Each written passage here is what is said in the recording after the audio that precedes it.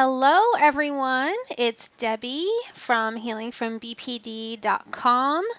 And today I am here to go over with you how to fill out a DBT pros and cons worksheet.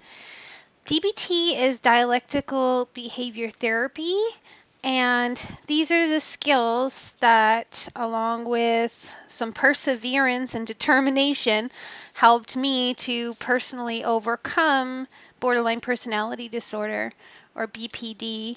It took several years of work, and I am still a very emotionally sensitive person, but that is not a problem, quote unquote, as it was before I learned the skills to manage my emotions. And in DBT, there are a number of worksheets that you can fill out to support you in coping effectively with your emotions. And one of them is called a pros and cons worksheet. And if you've done a traditional pros and cons worksheet in your life, you've probably done one where you just split the paper down the middle and do the pros and cons. But DBT takes it a step further, and I am going to demonstrate that for you now. So let's go ahead and get started. So as I said, if you were doing a typical pros and cons worksheet back in the day, you'd probably just split the screen or split the page down the middle and do the pros and cons of whatever it is that you're debating about in your mind. So this worksheet would be used if you needed to make a decision and you were having difficulty making that decision and you wanted to make a skillful decision. So let's go ahead and do a fictitious example. We'll come up with a fictitious character named Penelope. So the issue is, let's say Penelope just got a job working as a barista and she's stressing out and having different interpersonal issues and she's considering quitting her job. So Penelope is emotionally sensitive and is having a hard time at her new job as a barista. She's considering quitting. Okay, so Penelope would write down that the reason that she is filling this out, reason for doing pros and cons, considering quitting job. So if you're at the point of using a pros and cons worksheet, good for you, because it means you're not just making an impulsive decision right off of the bat. You're giving yourself a chance to make a skillful decision, which is awesome. So the first thing that we would do is we would look at the pros of quitting and the cons of quitting.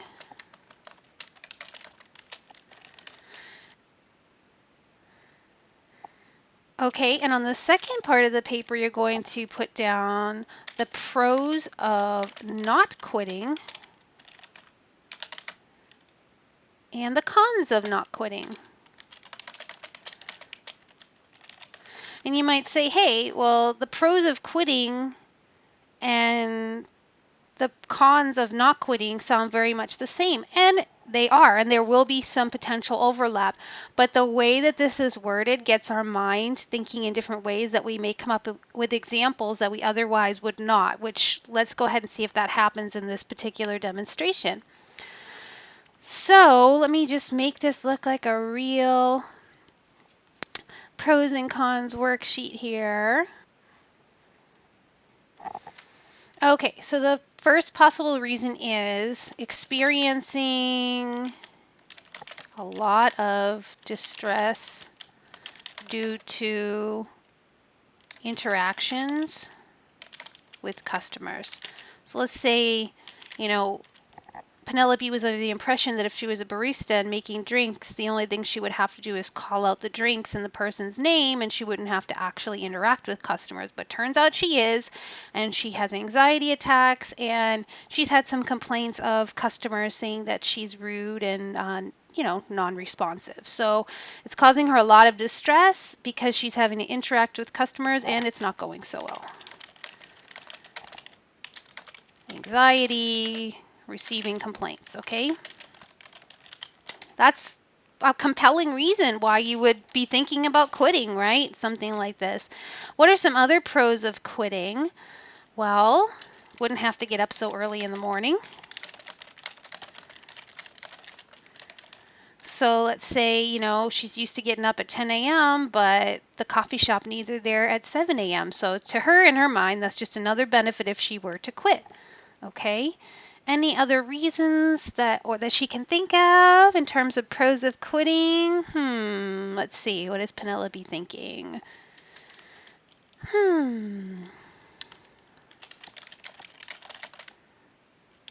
Wouldn't have to deal with coworkers and boss, who sometimes get on my nerves, says Penelope. Okay. All right. So there are some reasons why Penelope is thinking that it's justified for her to quit her job. She's experiencing a lot of distress due to interactions with customers, and it's not going so well. So she's having some anxiety and receiving complaints.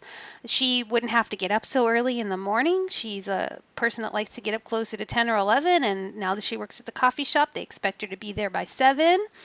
And she wouldn't have to deal with coworkers and boss who sometimes get on her nerves. Now let's take a look at the cons of quitting. So I'll just move another box over here and start this one.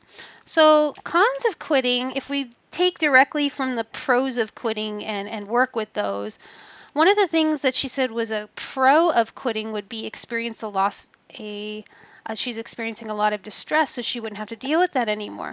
But the con of quitting is that this would be a missed opportunity to deal with and work on those issues if she left. So this would be a missed opportunity to work on interpersonal issues if I leave. Okay, because we want to write this in the first person if you're when you're actually doing one. So a missed opportunity. Sure, she wouldn't have to get up so early in the morning, but she would lose the structure of the work schedule. And probably more importantly, would lose the paycheck. How would I pay my bills? She'd also lose the health insurance. And that wouldn't be a good thing. She would lose the tuition reimbursement that she's getting for her classes. So a lot of monetary consequences.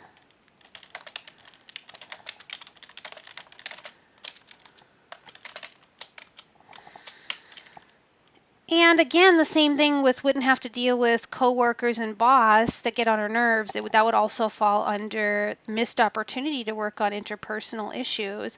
And the thing is that, you're going to have people to deal with in pretty much every single job situation. So leaving this one and going to another one, if you're not dealing with the core issues and working on whatever is at the root of the difficulty with interacting with other people, you're going to see this scenario planning out across situation to situation to situation. And that's what the problem is. If you never stay and work on it and work through it, then it just keeps repeating itself. So let's go ahead and take a look at the pros of not quitting. Again, we talked about how these are going to be very similar to the cons of quitting. So the ones that are diagonal from each other tend to have that overlap and similarity. So the pros of not quitting would be showing perseverance, working on getting through tough issues that have been repeated themes in life, holding me back, right? Wouldn't have to stress about finances on a number of levels.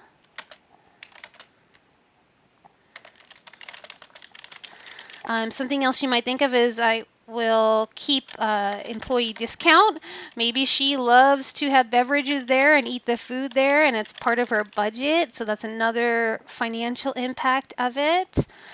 Parents will be proud that that I kept a job over 30 days. Whoops. That got long and moved to another page.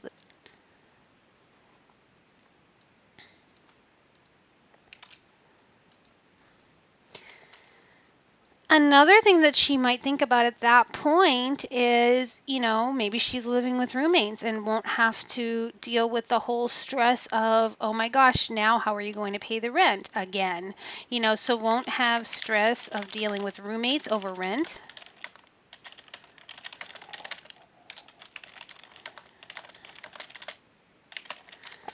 Okay, so those are some examples. Keep health insurance, of course. Won't have school interrupted.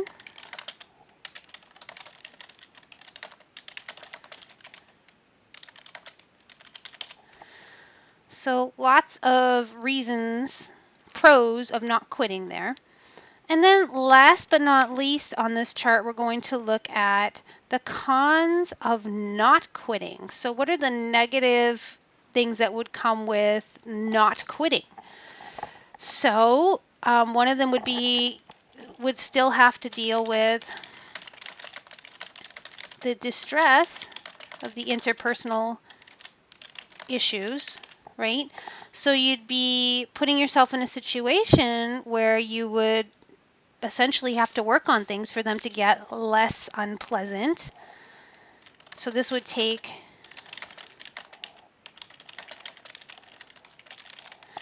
a lot of effort and determination. What else? Let's see, cons of not quitting the job.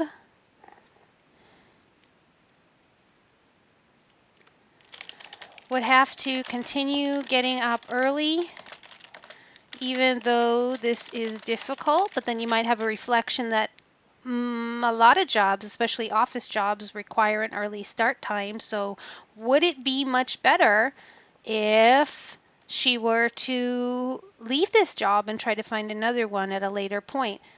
Let's see. Oh, I just thought of another one of pros of not quitting.